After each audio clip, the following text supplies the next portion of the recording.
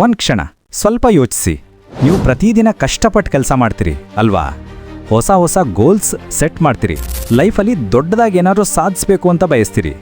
ಆದರೆ ವರ್ಷದ ಕೊನೆಗೆ ಲೆಕ್ಕ ಹಾಕಿದಾಗ ನೀವು ಮತ್ತೆ ಅದೇ ಹಳೇ ಜಾಗದಲ್ಲೇ ನಿಂತಿರ್ತೀರಿ. ಏನೂ ಬದಲಾಗಿಲ್ಲ ಅಂತ ನಿಮಗೆ ಬೇಜಾರಾಗುತ್ತೆ. ಯಾಕೆ ಹೀಗೆ? ನಿಮ್ಮ ಪ್ರಯತ್ನದಲ್ಲಿ ಏನಾದರೂ ಕೊರತೆ ಇದೆಯಾ? ಖಂಡಿತ ಇಲ್ಲ. ಅಸಲಿ ಕಾರಣ ನೀವಲ್ಲ.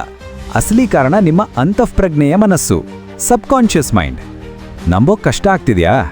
ಸರಿ, ಹಾಗಾದರೆ ಒಂದು ಚಿಕ್ಕ ಟೆಸ್ಟ್ ಮಾಡಿಬಿಡೋಣ. ರೆಡಿ? ಇದೀಗ ನಿಮ್ಮ ಗಮನವನ್ನ ನಿಮ್ಮ ಕೈಗಳ ಮೇಲೆ ತನ್ನಿ. ತಂದ್ರಾ?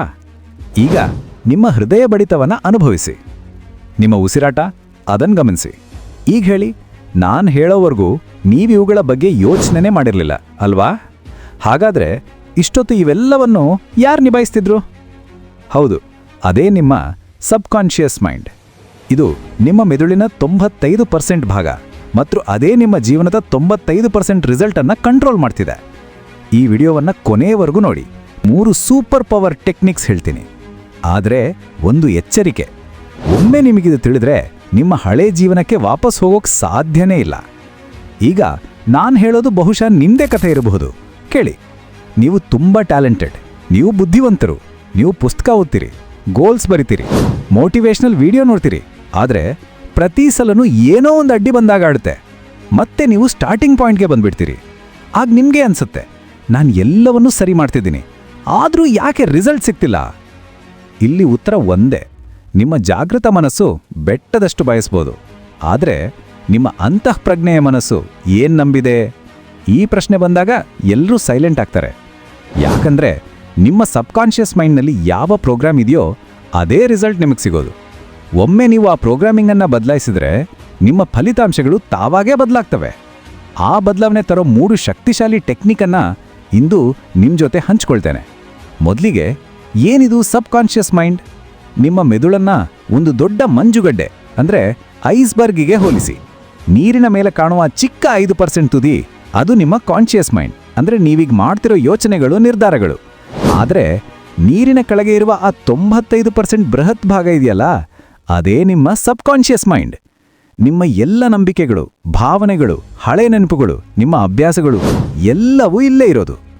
ಒಂದು ಶಾಕಿಂಗ್ ಸತ್ಯ ಹೇಳ, ನಾವು ದಿನಕ್ಕೆ 60,000 ಯೋಚನೆ ಮಾಡ್ತೀವಿ.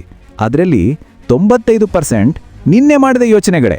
ಮತ್ತು ಆ 95%ನಲ್ಲಿ 80% ಯೋಚನೆಗಳು ನೆಗೆಟಿವ್ ಆಗಿರ್ತವೆ. ಅಂದರೆ ಏನರ್ಥ? ನಿಮ್ಮ ಸಬ್ಕಾನ್ಷಿಯಸ್ ಮೈಂಡ್ ಒಂದು ಹಳೆ ಕೆಟ್ಟು ಹೋದ ರೆಕಾರ್ಡ್ನಂತೆ ಅದನ್ನೇ ಮತ್ತೆ ಮತ್ತೆ ಪ್ಲೇ ಮಾಡ್ತಿದೆ. ನೀವು ಹೊಸ ಗೋಲ್ಸ್ ಇಟ್ಟರೆ ಸಾಲದು, ಆ ಹಳೆ ಪ್ರೋಗ್ರಾಮನ್ನೇ ನೀವು ರೀಪ್ರೋಗ್ರಾಮ್ ಮಾಡಬೇಕು. ವಿಜ್ಞಾನ ಕೂಡ ಇದನ್ನೇ ಹೇಳುತ್ತೆ.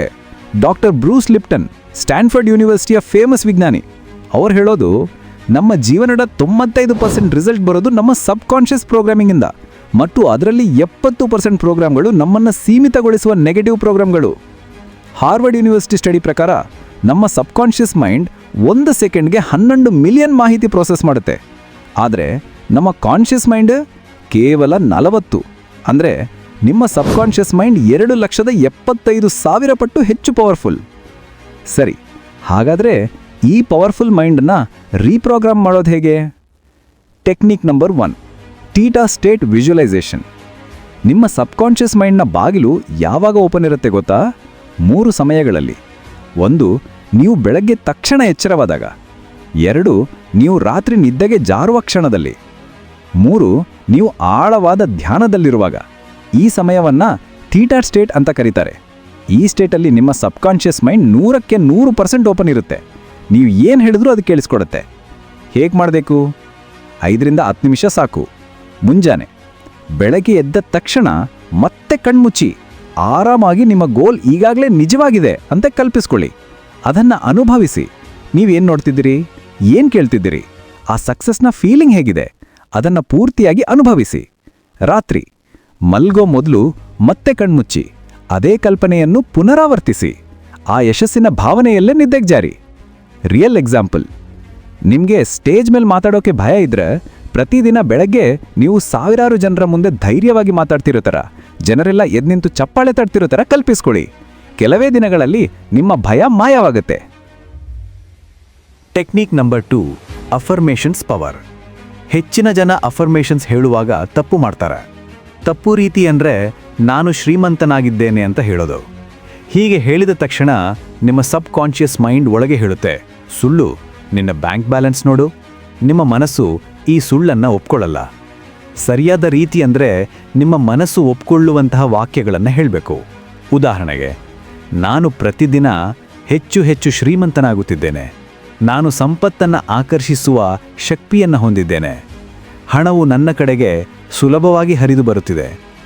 ಈ ವಾಕ್ಯಗಳನ್ನು ನಿಮ್ಮ ಮನಸ್ಸು ವಿರೋಧಿಸಲ್ಲ. ಇದಕ್ಕೊಂದು ಸಿಂಪಲ್ ಮೆಥಡ್ ಇದೆ, 3x3x3. ಅಂದರೆ ದಿನಕ್ಕೆ 3 ಸಲ, ಬೆಳಿಗ್ಗೆ, ಮಧ್ಯಾಹ್ನ, ರಾತ್ರಿ, ಪ್ರತಿ ಸಲ ಕೇವಲ 3 ನಿಮಿಷ ನಿಮ್ಮ 3 ಪವರ್ಫುಲ್ ಅಫರ್ಮೇಷನ್ಸ್ಗಳನ್ನು ರಿಪೀಟ್ ಮಾಡಿ. ಇದರ ಸೀಕ್ರೆಟ್ ಅಂದರೆ ಸುಮ್ಮನೆ ಹೇಳೋದಲ್ಲ, ಅದನ್ನು ಅನುಭವಿಸಬೇಕು. ಭಾವನೆ ಪ್ಲಸ್ ಪುನರಾವರ್ತನೆ ಇವೆರಡೂ ಸೇರಿದಾಗ ಅದೇ ನಿಜವಾದ ಸಬ್ ಕಾನ್ಷಿಯಸ್ ಪ್ರೋಗ್ರಾಮಿಂಗ್. ನೆನ್ಪಿಡಿ, ಮೊಹಮ್ಮದ್ ಅಲಿ ಚಾಂಪಿಯನ್ ಆಗುವ ಮೊದಲೇ ಪ್ರತಿದಿನ ಕನ್ನಡಿಯಲ್ಲಿ ನೋಡಿ ನಾನೇ ಶ್ರೇಷ್ಠ ಅಂತ ಬರೀ ಹೇಳ್ತಿರ್ಲಿಲ್ಲ, ಅದನ್ನು ನಂಬ್ತಿದ್ರು. ಕೊನೆಗೆ ಅದೇ ನಿಜವಾಯಿತು. ಟೆಕ್ನಿಕ್ ನಂಬರ್ 3, ನಿಮ್ಮ ಪರಿಸರವನ್ನು ಬದಲಾಯಿಸಿ. ನಿಮ್ಮ ಸಬ್ ಕಾನ್ಷಿಯಸ್ ಮೈಂಡ್ 24/7 ನಿಮ್ಮ ಸುತ್ತಮುತ್ತಲಿನ ವಾತಾವರಣದಿಂದ ಮಾಹಿತಿಯನ್ನು ಹೀರ್ಕೊಳ್ಳುತ್ತೆ. ಒಂದು ಸತ್ಯ ಅಂದರೆ, ನೀವು ಯಾರ ಜೊತೆ ಹೆಚ್ಚು ಸಮಯ ಕಳೀತೀರೋ ಆ 5 ಜನರ ಸರಾಸರಿಯೇ ನೀವು. ನಿಮ್ಮ ಸುತ್ತ ನೆಗೆಟಿವ್ ಜನ ಇದ್ದರೆ ನೀವು ನೆಗೆಟಿವ್ ಆಗ್ತೀರಿ.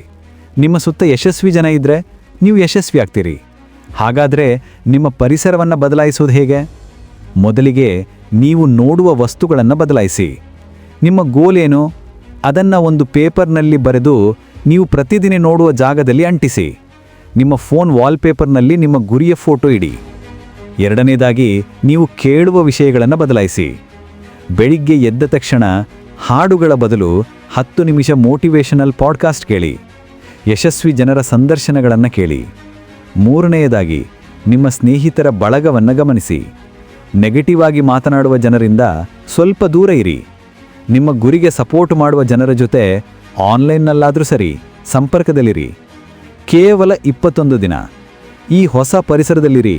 ನಿಮ್ಮ ಸಬ್ ಕಾನ್ಷಿಯಸ್ ಮೈಂಡ್ ಬದಲಾಗಲು ಶುರುವಾಗುತ್ತೆ. ಒಂದು ಕೊನೆಯ ಎಚ್ಚರಿಕೆ ಮತ್ತು ನಿಮಗೊಂದು ಚಾಲೆಂಜ್.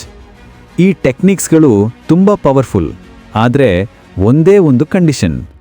ನಿಮ್ಮ ಕಾನ್ಷಿಯಸ್ ಮೈಂಡ್ ಹಾಗೂ ನಿಮ್ಮ ಸಬ್ ಕಾನ್ಷಿಯಸ್ ಮೈಂಡ್ ಎರಡೂ ಒಂದೇ ದಿಕ್ಕಿನಲ್ಲಿರಬೇಕು.